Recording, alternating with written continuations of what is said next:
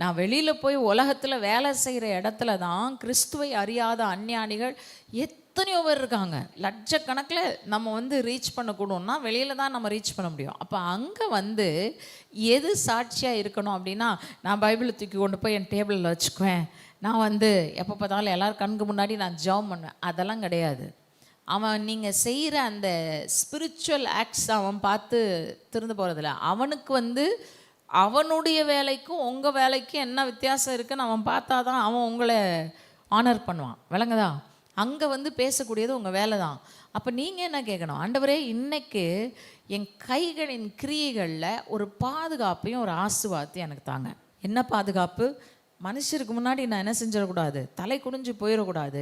நான் செய்கிற கிரியைகள் பார்வைக்கு செய்யப்படாமல் உமக்கென்றே செய்யப்பட வேண்டும், உண்மையாய் செய்யப்பட வேண்டும், உறுதிப்படும்படியாக செய்யப்பட வேண்டும். அல்லேலூயா.